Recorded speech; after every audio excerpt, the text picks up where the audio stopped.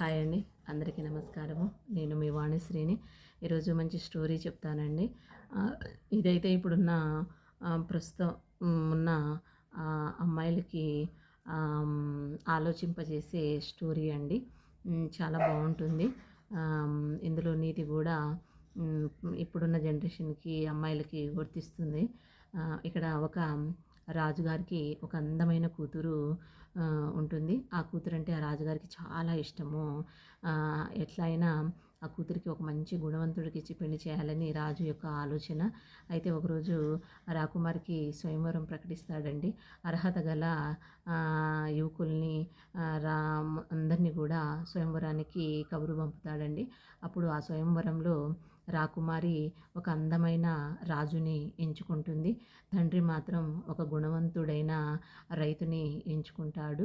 కానీ ఇద్దరికీ అభిప్రాయ భేదాలు రావడం వల్ల ఇద్దరు ఒక గురువు దగ్గరికి వెళతారు పరిష్కారం కోసము. అప్పుడు ఆ గురువుగారు అమ్మాయితో ఇలా అంటాడు: అమ్మ, రేపు నువ్వు వచ్చేటప్పుడు ఇంటి దగ్గర నుంచి బంగారు కలశంలో నీళ్లు నింపుకొని నీ రథాన్ని అక్కడే వదిలేసి నడుచుకుంటూ నా మఠానికి రా, అప్పుడు చెప్తాను పరిష్కారం అని చెప్తాడు. అయితే తెల్లారి రాకుమారి ఒక బంగారు కలశంలో నీళ్లు నింపుకొని రథాన్ని అక్కడ వదిలేసి మంచి ఎండలో నడుచుకుంటూ వెళుతుంది. ఎండకి ఆ బంగారు కలశంలో ఉన్న నీళ్లు వేడెక్కి ఆవిరితోటి చాలా ఇబ్బందిగా ఉంటుంది రాకుమారికి. ఎప్పుడెప్పుడు ఈ భారం దించుకోవాలి, ఆ నీళ్ళ ఆవిరికి, ఆ ఎండలో, ఆ చెమటకి ఆమె చాలా ఇబ్బందిగా ఫీల్ అయ్యి ఎప్పుడు ఈ భారం దించుకోవాలని చాలా బాధతో చిన్నగా గురూజీ మఠానికి చేరుకుంటుంది.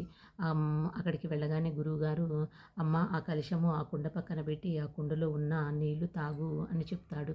అప్పుడు రాకుమారి ఆ కలశాన్ని అక్కడ పెట్టేసి గబగబా కుండలో నీళ్లు తీసుకొని తాగుతుంది. చూసావా అమ్మ, నీ దగ్గర బంగారు కలశం నిండా నీళ్లు ఉన్నా కూడా నీకు తాగటానికి మట్టి కుండలో నీళ్ళే అవసరానికి వచ్చాయి. అలాగే కనిపించే అందము ఎన్నో కనపడని లోపాలని దాచిపెడుతుంది. అదే మంచి గుణమున్న వ్యక్తిని చేసుకుంటే జీవితం సంతోషంగా సుఖంగా ఉంటుంది అని గురువుగారు చెప్తాడు ఆ అమ్మాయికి. అయితే ఇందులో నీతి ఏంటంటే, ఇప్పుడున్న జనరేషన్ ఆడపిల్లలు కానీ తల్లిదండ్రులు కానీ ఏ విధంగా ఆలోచిస్తున్నారంటే, లక్షల్లో సంపాదించే వాళ్ళు కావాలని, సిటీలో ఉండే అందమైన యువకులు కావాలని చాలామంది కోరుకుంటూ ఉంటారు. అదే సిటీలలో ఉద్యోగం చేసేవాడు లక్షల్లో సంపాదించేవాడికి ఈఎంఐలని, హౌస్ లోన్ అని అవి ఉంటాయి. లక్షల్లో సంపాదించేవాడు వెట్టి చాకిరీ చేయాల్సి వస్తుంది. అలాగే అదే రైతైతే తనకున్న 5 ఎకరాల పొలంలో కూడా ఆడుతూ పాడుతూ 10 లక్షల నుండి 15 లక్షల వరకు సంపాదించగలడు. సంపాదించిన డబ్బుకి మాత్రము ఆయన ఎంత సంపాదించినా దానికి ఈఎంఐ కట్టాల్సిన అవసరం లేదు. అది తనకి దాచుకోవడానికి ట్యాక్స్ కూడా కట్టాల్సిన అవసరం లేదు.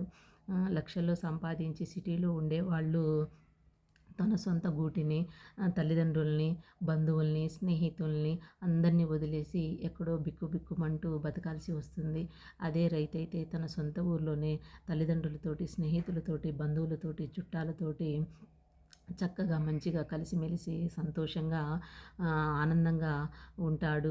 సిటీలలో కలుషితమైన ఆహారము, పిజ్జాలు, బర్గర్లు ఇలాంటివి తిని ఆరోగ్యం పాడు చేసుకొని ఎంతో కుటుంబాన్ని పోగొట్టుకునే వాళ్ళు చాలామంది ఉన్నారు. అదే రైతు స్వచ్ఛమైన ఆహారాన్ని పండించి పౌష్టిక ఆహారము తింటూ జీవితాన్ని ఆనందంగా గడుపుతున్నాడు.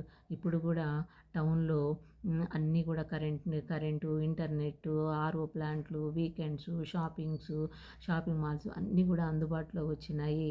అంటే ప్రజెంట్ ఆన్లైన్లో మనం ఏమి పెట్టుకున్నా కూడా అవి సిటీ లాగానే పల్లెటూరులో కూడా అన్నీ అందుబాటులోకి వస్తున్నాయి. కాబట్టి ఇప్పుడున్న జనరేషన్కి లక్షల్లో సంపాదించే సిటీలో ఉండే వాళ్ళకన్నా మంచి గుణవంతుణ్ణి పెళ్లి చేసుకొని ఎక్కడన్నా సుఖంగా సంతోషంగా జీవించాలని కోరుకుంటున్నాను. ఈ విధంగా ప్రతి ఒక్కరూ ఆలోచించాలని నా మనస్ఫూర్తిగా కోరుకుంటున్నాను.